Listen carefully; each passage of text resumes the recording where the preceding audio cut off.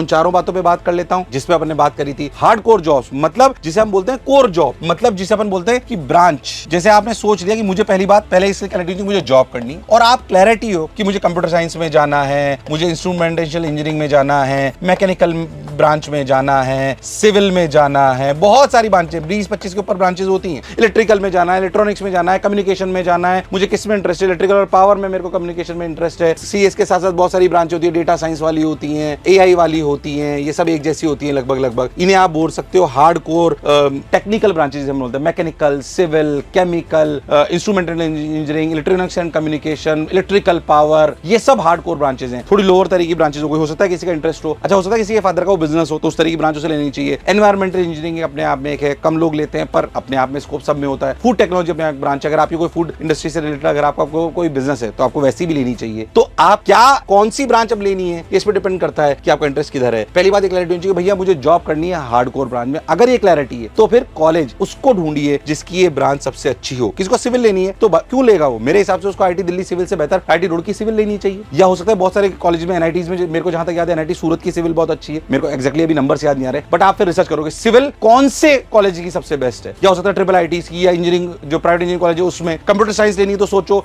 IT नहीं मिल रही है, एनआईटी नहीं मिल रही है, कोई बात नहीं, कौन से और टॉप इंजीनियरिंग कॉलेज यहाँ पे मुझे सीएस अच्छी मिल सकती है। अगर मुझे सीएस ही करना है, मोस्ट ऑफ द बच्चे इस जगह होते हैं, काफी सारे मैं जानता हूँ, बहुत सारे, इसमें काफी प्राइवेट इंजीनियरिंग कॉलेजेस भी हैं। अगर आपको ब्रांचेस नहीं मिल रही है तो उनको आप एक्सप्लोर कर सकते हो, तो वो आप पे डिपेंड करता है। तो मैंने आपको बताया कि हार्डकोर जॉब पे जाना है तो आप ऐसे जा, फिर से मैंने आपको समझाया कि इंटरेस्ट कैसे लेना है, ऐसे ही रिसर्च करना है। आप किसी कई लोगों को अगर ऐसा करना ही है मुझे रिसर्च करनी है, मुझे आउटसाइड इंडिया जाना है, कि हो सकता है कईयों का सपना होता है, इसमें कोई बुराई वाली बात नहीं कि मुझे तो आउटसाइड इंडिया जाना, मैं रिसर्च करूंगा फिर आके इंडिया की सेवा करूंगा, या कुछ भी जो भी उसकी इच्छा है, आउटसाइड इंडिया जाना है रिसर्च और हायर स्टडीज में, तो कॉलेज फिर वैसा ढूंढिए जहां पर रिसर्च जाता होती हो। जैसे अगर आईटी में बात करें तो आईटी बॉम्बे, आईटी कानपुर, यहाँ पे रिसर्च, आईटी खड़गपुर, यहाँ पे बहुत सारी रिसर्च ज्यादा हो रही है, तो फिर कॉलेज उनको चुनेंगे जो रिसर्च और हायर स्टडीज के लिए बहुत ज्यादा जाते हो। बैंगलोर के कई ऐसे कॉलेजेस हैं जो रिसर्च और हायर स्टडीज में बच्चे जाके जाते हो, जहां से आउटसाइड इंडिया पे प्रोफेसर की लाइजनिंग हो। इस तरह की कॉलेज आपको होनी चाहिए। इंडिया में भी जो अच्छी एजेंसीज हैं उनकी लाइजनिंग हो, तो आपको रिसर्च करनी पड़ेगी। इसके करने के लिए आपको रिसर्च करनी पड़ेगी कि कौन से कॉलेजेस से रिसर्च स्कॉलर्स ज्यादा निकलते हैं। आपको रिसर्च करनी है, हायर स्टडी करनी है, आगे जाके पीएचडी करनी है। नहीं यार मैं तो साइंटिस्ट टाइप आदमी बनना चाहता हूँ, इसमें हो सकता है कि नहीं यार मैं इंडियन जो रिसोर्सेज है, फॉरेंसिक साइंसेज है, उसमें जाना चाहता हूँ, तो फिर मेरे को किस पैटर्न पे, किस कॉलेज के थ्रू जाना पड़ेगा। पर पहले सोचो क्या मुझे ये करना है, नहीं करना तो बात खत्म हो गई। अगर ये करना है तो फिर कॉलेज उस हिसाब से ढूंढिए, फिर अपनी जो काबिलियत है, अपने को जो मिल सकता है उसमें अपनी बेस्ट लिस्ट बनाए। आपको अपनी बेस्ट लिस्ट बनानी पड़ेगी, पर पहले इंटरेस्ट ढूंढना है, फिर आपको पास जो अवेलेबल कोर्सेज और अवेलेबल कॉलेज है उसकी लिस्ट आपको बनानी पड़ेगी। इसके अलावा अगर अपन बात करें एमबीए जॉब करना है, एमबीए करना है, जॉब करना है, एंटरप्रेन्योर बनना है, मेरे को तो मालिक बनना है साहब, मैं तो एंटरप्रेन्योरशिप करूंगा, पर उसके लिए एमबीए करना पड़ेगा। तो एमबीए अगर करना है तो फिर आपको फोकस करना चाहिए सिटी, क्योंकि एमबीए के लिए कोचिंग करनी पड़ सकती है। सही बताऊं तो आप तो जिस कॉलेजेस से,